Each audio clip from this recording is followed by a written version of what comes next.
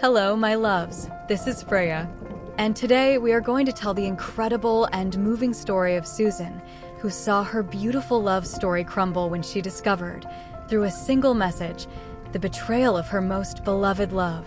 We thank Susan in advance for sharing her story with us and to you, who are on the other side. Please stay until the end of the video. Don't miss a minute of this beautiful and moving love story. Susan begins her letter saying, "My name is Susan, I am 35 years old, and I have been married since I was 22.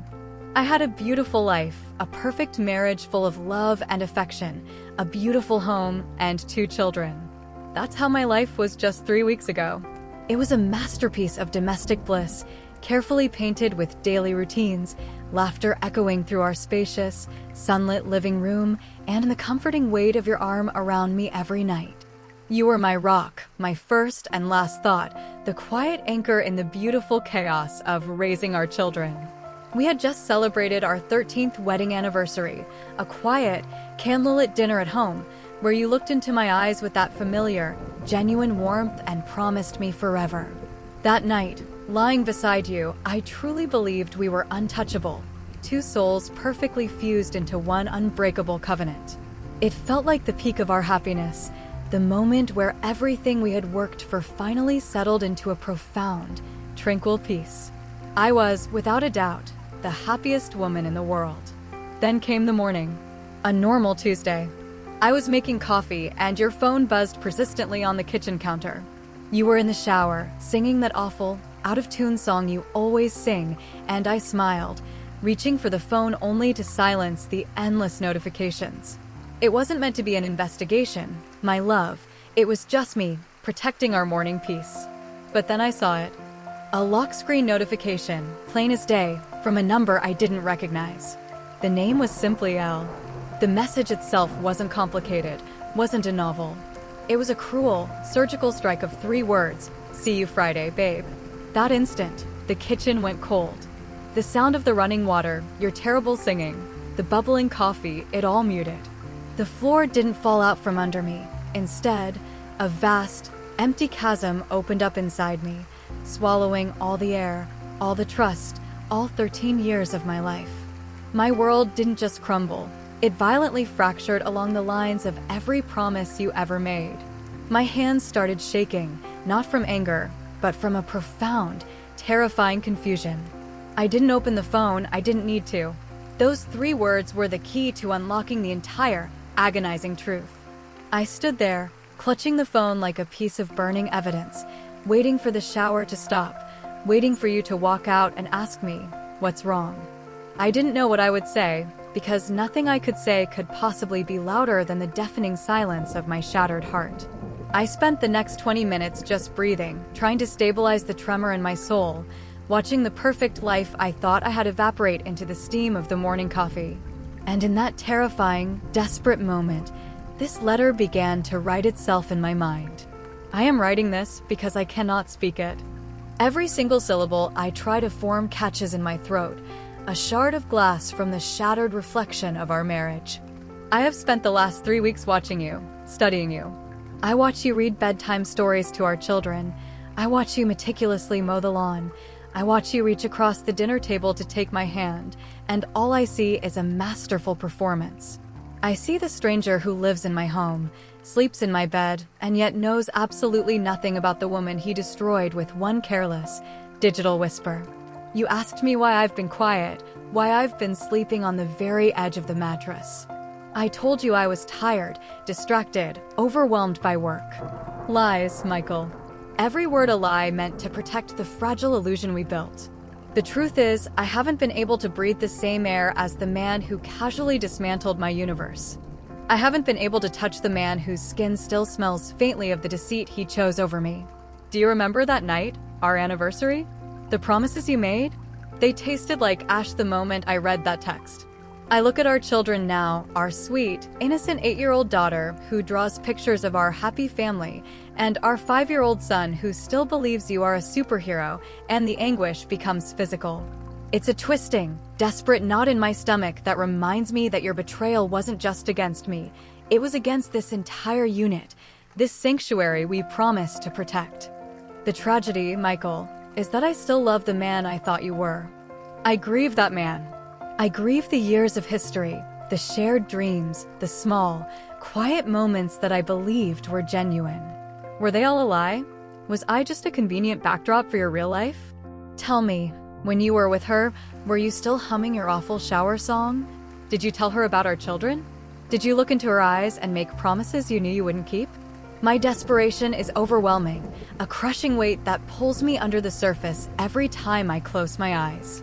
I am abandoned in my own house, lost in a marriage that I suddenly realize has only one loyal participant. The woman you chose to pursue, the woman who gets to see you on a Friday while I am here, folding your laundry and pretending everything is fine. She took something from me that you can never replace.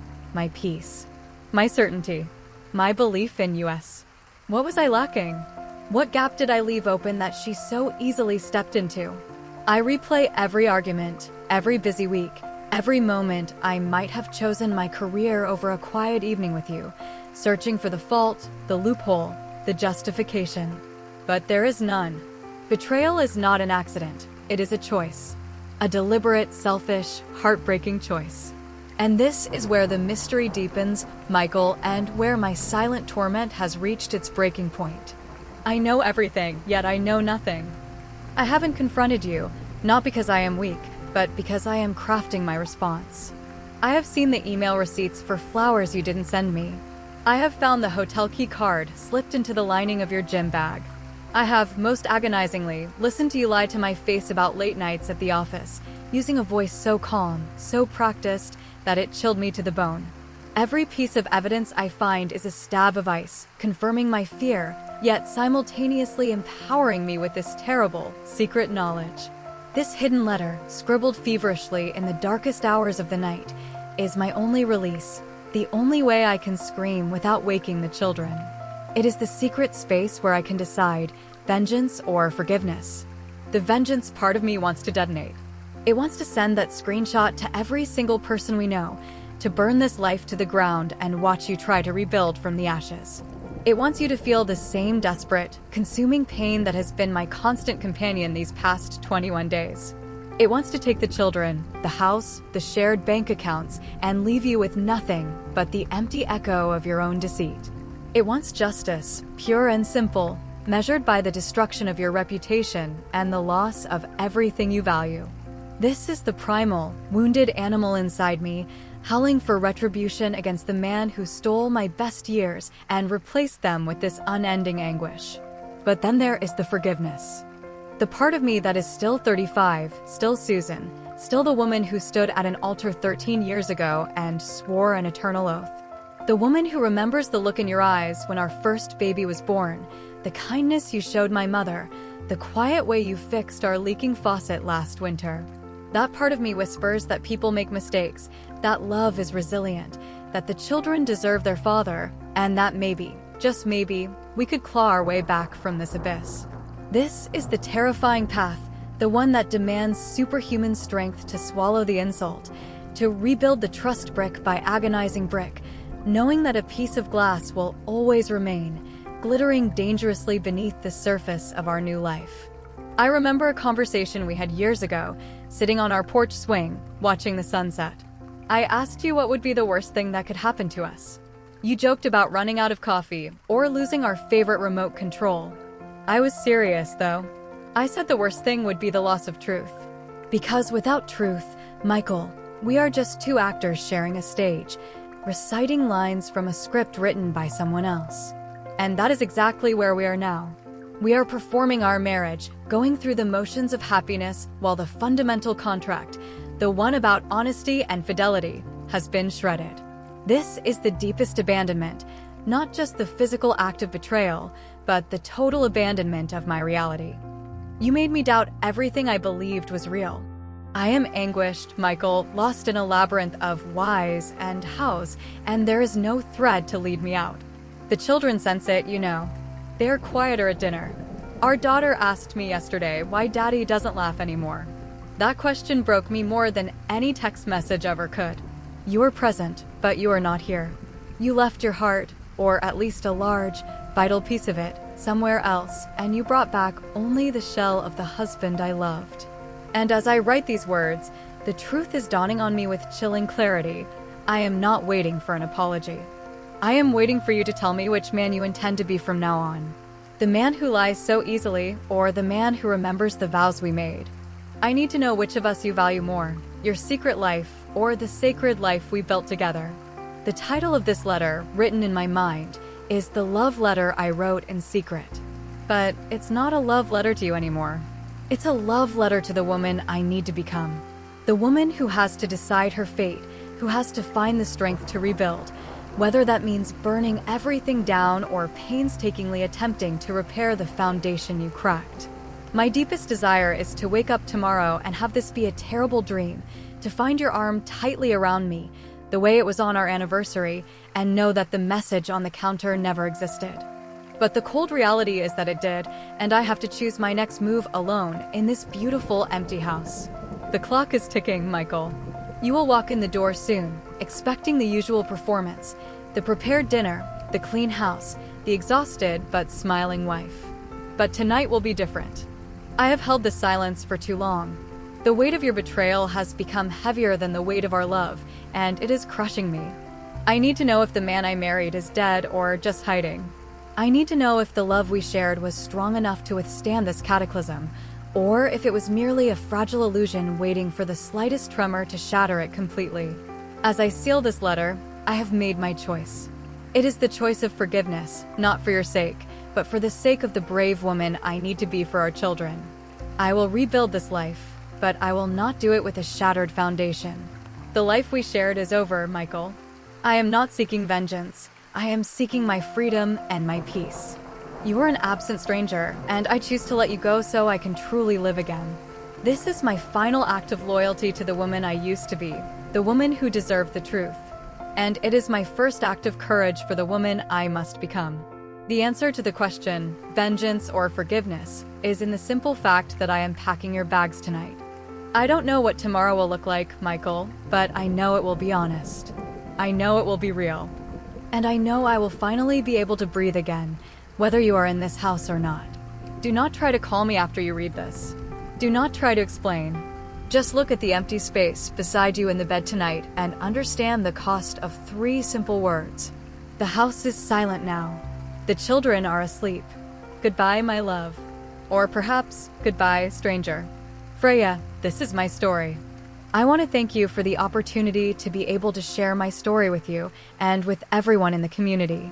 Thank you for building this space that is truly a sanctuary of love and welcoming for us, my loves. And today, I'm sharing one of the most heart-wrenching, secret letters I've ever received. It's Susan's story, a story that shatters the myth of the perfect marriage. Imagine living your best life, celebrating 13 years of love, only to have your world crash down because of 3 simple words on a phone screen. Susan thought she had it all, a loving husband, 2 beautiful children, and a home filled with happiness. But one careless message exposed the worst betrayal at the best moment of her life. This is her cry for help, her raw, honest introspection written in the dead of night, where she grappled with the ultimate question, vengeance or forgiveness.